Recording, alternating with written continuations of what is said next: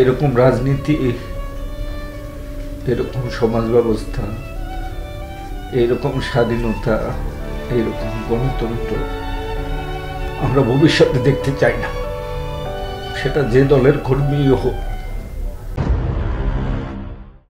ঘুম থাকা অবস্থায় যখন নির্যাতনের সময় মনে হলো যে আমি মনে হয় একটু পানি খেলে ভালো লাগবে, তো আমি বললাম আমি একটু বাথরুমে যাব। তো ওরা তো জানে বাথরুমে আমার তো খাবারই দেন, আমার বাথরুম করতে হবে। তো আমি বাথরুমে গেলাম। যখন আমি পানির কলটা ছাড়লাম, যখন দেখলাম পানির কলে পানি নেই, তখন মনে হয়েছিল যে আমার আর বাঁচা সম্ভব না। তখন একটা ড্রামে আমি দেখলাম যে একটু পানি রাখা, ড্রামে একটু পানি শ্যাওলা পড়ে আছে। তো আমার হাত তো আর চলে না, পিছনে হ্যান্ডকাপটা খুলে দিয়েছে, হাতে এরকম ফুলে গেছে। তো আমি এরকম ড্রামটা এরকম ধরে কোনো মতে, একটা মগ ছিল বাথরুমে, মগের ভিতর পানিটা ঢেলে একটু পানি হয়েছে, ওই পানিটা আমি খাওয়ার পরে মনে হয়েছিল যে আমার নতুন করে আবার আমি জীবনটা ফিরে পেলাম আর কি।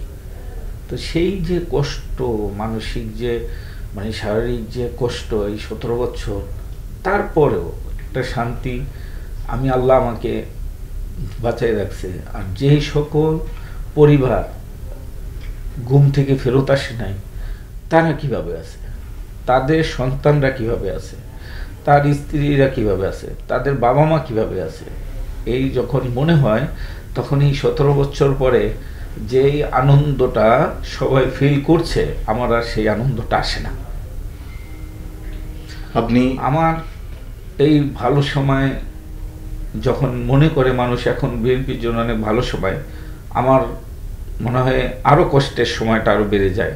আমি তখন ওই পরিবারগুলোকে আমি দেখি যে আমার যে সহযোদ্ধারা, ইলিয়াস আলী থেকে শুরু করে চৌধুরী আলম, আমাদের সুমন ভাই, আমাদের জগন্নাথের রানা, রাসেল, অগণিত, আমাদের তেজগাঁ কলেজের জাকির, এই যে সহযোদ্ধারা, তাদের পরিবাররা কি অবস্থায় আছে।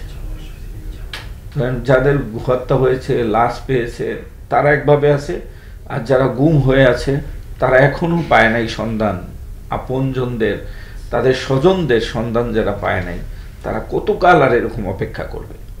এই অপেক্ষার শেষটা কোথায়,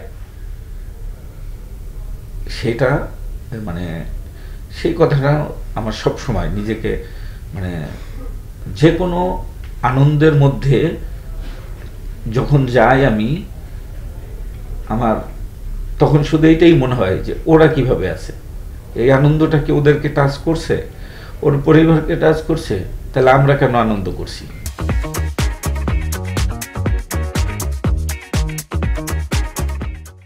একটা বাচ্চা 3 মাসের ছিল, আর একটা বাচ্চা 4 বছর বয়স ছিল। ধরেন আমার বাচ্চা যখন 4.5 বছর বয়স, বড় মেয়ে,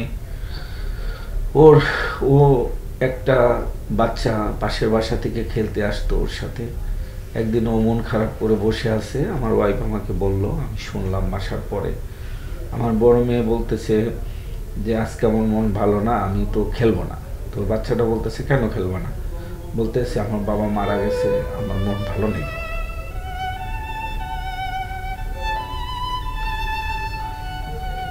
এই যে ওদের একটা কষ্ট,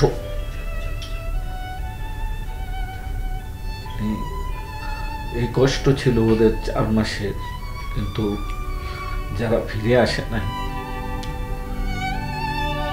ওর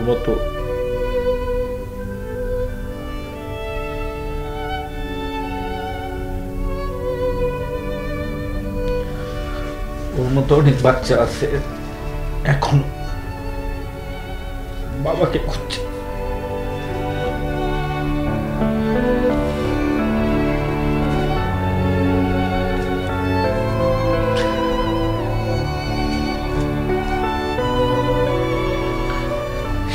সেই বাবাদেরকে কে এনে, কার ক্ষমতা আছে সেই বাবাদেরকে সামনে এনে দেওয়ার? এরকম রাজনীতি, এরকম সমাজ ব্যবস্থা, এরকম স্বাধীনতা, এরকম গণতন্ত্র আমরা ভবিষ্যতে দেখতে চাই না, সেটা যে দলের কর্মীই হোক।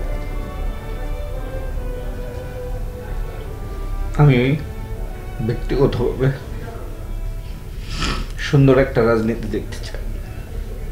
যে তারপর যখন আপনি 4 মাস পর যখন আপনি ফেরত আসলেন, আপনার পরিবার যখন আপনার পেলো, সেদিনের আসলে সত্যিকারের কথা কিভাবে দেখানো হলো? হ্যাঁ, সেদিন যে আনন্দটা মনে হয়েছিল আমার প্রথম, আবার নতুন করে আমার একটা স্বপ্ন, নতুন করে আমার জন্ম হওয়া, সেই আনন্দটা বর্ণনা ভাষায় প্রকাশ করা যাবে না।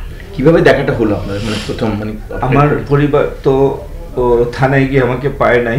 থানায় প্রায় 10-15 হাজার লোক হয়ে গেছে। আমাকে থানা বাধ্য হয়ে রাতে 11টার দিক ম্যাজিস্ট্রেট এসে এবং এসপির সহযোগিতায় আমাকে জেলখানায় পাঠাই দেয়। আমার জেলখানায় যখন আমি চলে যাই, তখন পরের দিন আমার ওয়াইফ আমার বাচ্চাদের নিয়ে আমাকে জেলখানায় খাঁচার মধ্যেই কারের দেখতে পায়। তো সেইটা তো আবেগ, সেই ভালো লাগা, সেই সময়, এটার কোনো শেষ নেই। তো ধরে নিয়েছিল আপনাকে মেরে ফেলা হয়েছে, মানে এটা তো আনন্দের অনেক। এখন ধরেন আনন্দ, সরকারের পতন হয়েছে, ফ্যাসিস্টরা পালিয়ে গেছে, কিন্তু সহযোদ্ধারা কি অবস্থায় আছে, তাদেরকে কবে ফেরত পাওয়া যাবে কি না ফেরত পাওয়া যাবে না। আজকে সুমন ভাইয়ের আম্মা 85 বছর বয়স, বিশ্বাস করবেন না, তার কাছে গেলে মানে কোনো জবাব থাকে না। সেই মায়েদের সামনে গেলে মনে হয় পৃথিবীর কোনো মানুষ মানে যেন আর রাজনীতি করতে গিয়ে এইরকম কোনো নির্যাতনের শিকার না হয়। মানুষ ধরেন একজনে মারা গেছে, সেটা কষ্টটা কিছুদিনের, প্রত্যেকটা পরিবারের এই বাজে অবস্থা। কত মানুষের কষ্টে অর্জিত এই নতুন স্বাধীনতা, সেটা বর্ণনা করা যাবে না। কত মানুষ এই সরকার, এই ফ্যাসিস্টদের দ্বারা নির্যাতিত হয়েছে, কতভাবে নির্যাতিত হয়েছে, সেটা বলে শেষ করা যাবে না। কিন্তু ঘুম হওয়ার যে কষ্ট, পরিবারের আমার শ্বশুর মারা গেছে, খুঁজতে খুঁজতে ওনার জন্ডিস হয়ে, ওনার লিভার সিরোসিস হয়ে মারা গেছে। আপনাকে খুঁজতে আমার শ্বশুর, হ্যাঁ আপনাকে খুঁজতে, হ্যাঁ, উনি হসপিটালে দীর্ঘদিন থাকার পরে মারা গেছে। লাশ আমাকে জেলখানায় নিয়ে দেখাইছে, লাশটা আমার জেলখানায় গিয়ে দেখতে হয়েছে। ইয়াং মানুষ, 55 বছর বয়স, শুধু খুঁজছেই 3 মাস, শুধু রাস্তায় হাঁটছে, শুধু হাঁটছে, খুঁজছে শুধু। আমার বাবা 4টা হার্টে ব্লক, হার্ট অ্যাটাক করলো, এই দীর্ঘদিন থাকার পরে মারা গেল। এরকম পরিবার প্রতিটি অবস্থায় মারা গেছে। হ্যাঁ, ওর বাবা না, আমি বের হওয়ার পরে অনেক মানসিক নির্যাতন করেছে তারা পরিবারকে। একদিন আমার ওয়াইফ, আমি যখন আমার ওয়াইফকে নরসিংদী থানা থেকে তাকে হঠাৎ করে ফোন করা হয়েছে, আপনার হাজবেন্ডের নাম এই নাম অমক, বলছে হ্যাঁ। উনি দেখতে এরকম, বলে হ্যাঁ, বলে আপনার হাজবেন্ডের লাশ আমাদের নরসিংদী থানায় আছে, আপনারা এসে নিয়ে যান। কত সালে? ঘুম থাকা অবস্থায় 15-14 সালে। তখন আমার ওয়াইফ ওই অবস্থায়, ফোনটা হাত থেকে পড়ে গেছে, সেন্সলেস হয়ে পড়ে গেছে। আজ পর্যন্ত তার যে মানসিক, যে সেই যে একটা মানসিক শক, আজ পর্যন্ত তার শরীর আর স্বাভাবিক কোনো ডাক্তার ঠিক করতে পারে নাই। অনেক চেষ্টা করা হয়েছে, কিন্তু তার যে শারীরিক অবস্থা, আপনি সেটা মনে হয় কোনো ডাক্তার পারবে না সেটা ঠিক করতে।